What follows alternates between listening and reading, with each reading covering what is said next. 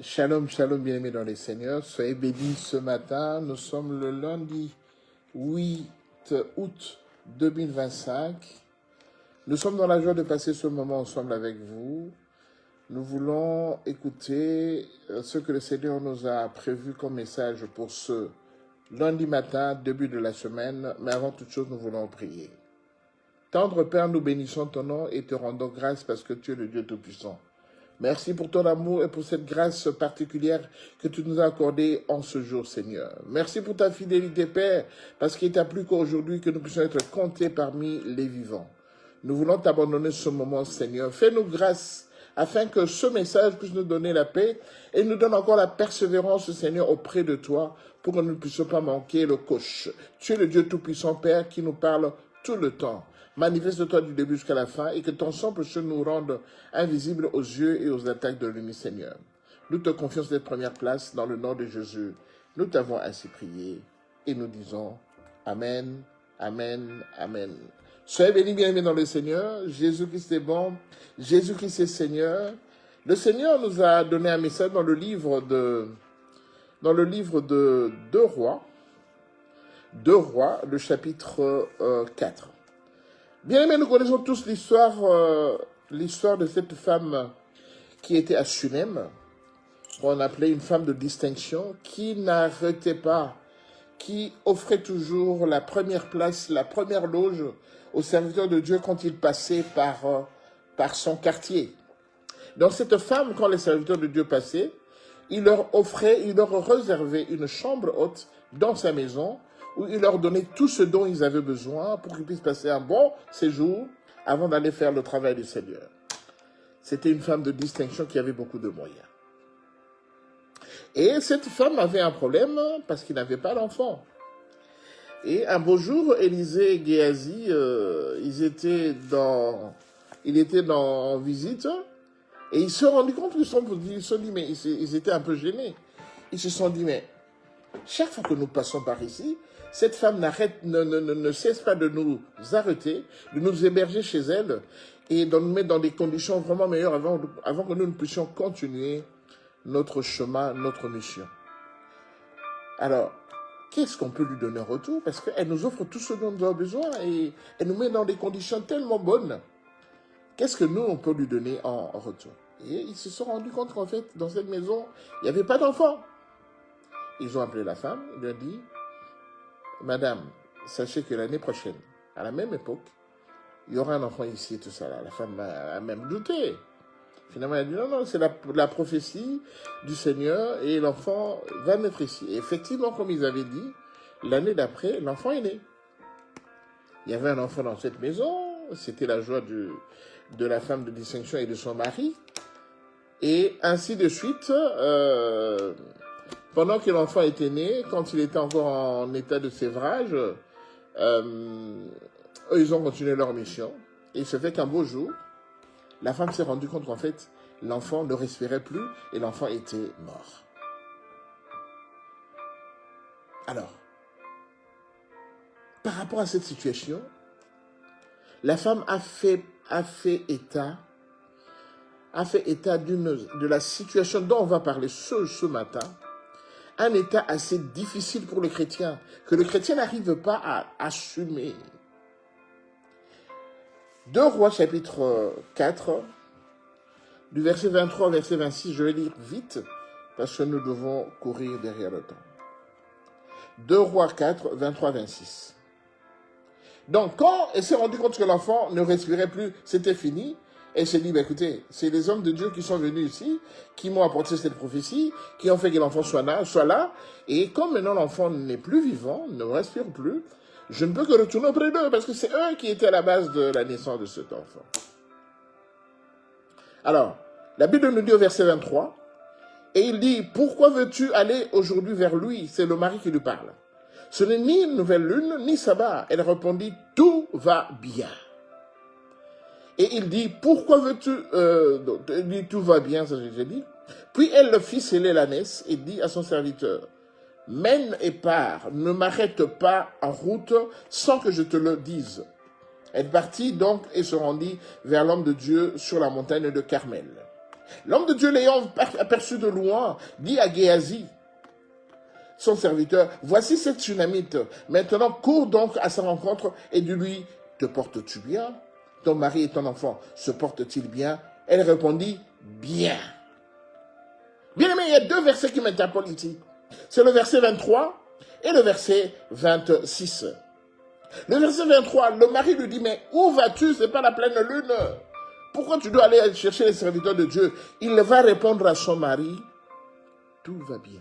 Bien aimé, quand elle le disait à son mari que tout va bien, rien n'allait. Tout allait mal. Parce que l'enfant ne respirait plus. L'enfant était mort. Cliniquement, il était mort. Mais elle a eu le courage de dire à son mari, tout va bien. Bien aimé, c'est ça que nous appelons aujourd'hui, nous appelons la discrétion. Quand on est dans le Seigneur, on doit être discret dans ce que nous disons. On doit être discret quand nous nous adressons auprès des personnes, surtout quand tout va mal, on doit être discret. On ne doit pas étaler notre vie, on ne doit pas étaler ce que nous avons auprès des gens pendant qu'on n'est pas sûr que le Seigneur va accomplir quelque chose de positif dans ma vie. Parce que le Seigneur veut notre bien, le Seigneur ne veut pas notre mal. Et quand rien ne va dans ma vie pendant que je suis chrétien et que je prie, j'ai demandé cette histoire au Seigneur, je dois garder ma langue pour ne pas dire de négatif auprès du public qui est tout autour de moi. Bien aimé, la discrétion. Un chrétien doit être discret. L'enfant est mort, mais il dit à son mari qui n'était pas croyant, elle dit à son mari, tout va bien. Bien aimé, c'est ce courage-là que le Seigneur nous demande ce matin. Même au verset 26, écoutez, le verset 28, la Bible dit, maintenant, cours donc à sa rencontre et dis-lui, ça c'est Élisée qui dit à Géasi, va à sa rencontre, demande-lui, est-ce que tu te portes bien? Est-ce que ton mari, ton enfant et ton mari se portent-ils bien? Elle va répondre à Géasi et va lui dire, bien.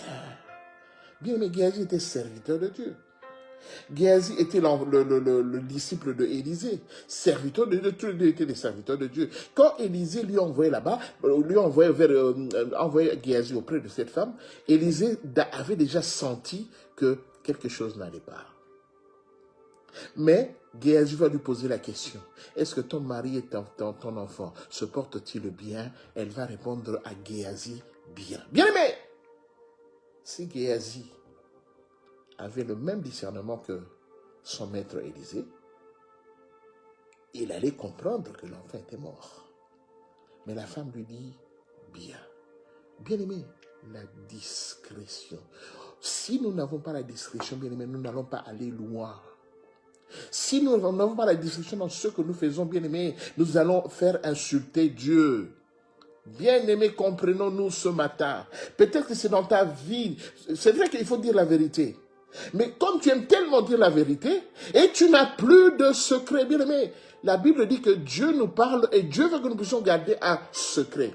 Moi, généralement, je dis, quand je dis quelque chose qui est caché, qui est secret, quand je l'annonce à ma femme, en fait, ce n'est plus un secret.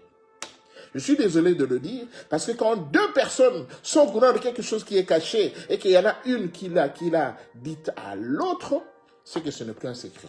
Le secret concerne une seule personne et Dieu. Une seule personne est Dieu. Quand j'annonce quelque chose à mon épouse et je lui dis ne le dis à personne, en fait, ce n'est plus un secret. La femme est morte, mais la femme soutient devant les serviteurs de Dieu, devant son mari que tout va bien, que l'enfant va bien, tout se passe bien, alors que l'enfant est mort.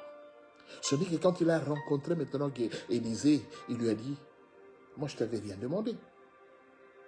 Tu es venu chez moi. Tu m'as promis que j'aurais un enfant. L'enfant est né maintenant, l'enfant est mort. Mais cela veut dire quoi? Et nous connaissons la suite, comment Élisée est venu jusqu'auprès de lui. Bien-aimés, faisons attention. Soyons discrets, bien-aimés. Soyons discrets. Vous savez, il y a aussi une histoire de Samson. Samson avec Delilah. Delilah voulait à tout prix faire tomber Samson. Mais elle n'arrivait pas. Elle a tout fait, elle a tenté plusieurs fois, elle a tout fait, rien n'arrivait. Alors, dans Juge chapitre 16, verset 15, la Bible nous dit, elle dit, comment peux-tu dire je t'aime puisque ton cœur n'est pas avec moi? Ça c'est Delilah qui parle. Voilà 3 fois que tu t'es joué de moi et tu ne m'as pas déclaré d'où vient ta grande force. La Bible dit, comme elle était chaque jour à le tourmenter et à l'importuner, la Bible nous dit au verset 17, il lui ouvrit son cœur et lui dit, le rasoir n'a point passé sur ma tête. Bien-aimé, Samson a résisté, il était discret. Il a résisté parce qu'il ne voulait pas donner le secret de sa force auprès de Delilah, qui était sa concubine. Il a résisté. Maintenant, Delilah a tué à 3 reprises et n'a pas réussi à avoir le secret de la force de Samson. Finalement, elle a changé de tactique en disant, mais tu m'aimes pas. Ça fait 3 fois que je te demande, tu me réponds toujours pas, tu ne veux pas tout ça. Et la Bible dit que le cœur de Samson s'est attendri. Et Samson a lâché le secret. Bien-aimé, discrétion. Si Samson n'avait pas dit à Delilah, Samson n'allait pas être arrêté, Samson n'allait pas être ridiculisé. Mais c'est parce que Samson a avoué réellement, a avoué finalement ce secret. Ce secret qu'il gardait. Et cela l'a confondu. Vous avez bien aimé, la Bible nous dit, dans le livre de Proverbes, chapitre 18, le verset 15, le verset 21, excusez-moi. La Bible nous dit, la mort et la vie sont au pouvoir de la langue. Quiconque l'aime en mangerait le fruit. La mort et la vie sont au pouvoir de la langue. Bien aimé, est-ce que tu ne peux pas tenir ta langue pendant que tu es chrétien? Tu es en train d'entreprendre quelque chose, de faire quelque chose dans tes projets. Tu es en train de prier pour que le Seigneur puisse te donner ce que tu veux. Bien-aimé, aussi longtemps que ce projet est encore en gestation, le Seigneur te recommande de garder, d'être discret. Bien-aimé, ce que tu demandes, c'est pour toi. Ce que tu voudrais que le Seigneur puisse te donner, ça sera pour toi. Ça ne sera pas pour ton voisin, ça ne sera pas pour ton collègue, ça ne sera pas pour ton ami, ça sera pour toi. Bien-aimé, dites-moi, je veux donner juste un exemple. Toi, tu es béni. Tu es béni, le Seigneur t'a béni, il a béni ta maison, il a béni ta famille, tes enfants, tout ça. Mais à côté de toi, ton voisin, il est dans une pauvreté extrême. Il n'est pas béni. Il a des difficultés incroyables. Alors que toi, tu es béni dans tout ce que tu entreprends. Crois-tu que ce voisin va t'aimer d'un amour sincère? Crois-tu que ce voisin va te porter dans son cœur, même s'il est chrétien? Crois-tu que quand il va prier pour tout le monde qui est tout autour de lui, tous les voisins, il va aussi prier pour toi? Alors que lui, il est en train de galérer. Il souffre. Mais toi, en fait, tu vis une vie paisible comme était Job. Comme était Job. C'est pas par hasard que Job a été attaqué. Parce que le diable lui-même est venu voir le Seigneur par rapport à Job.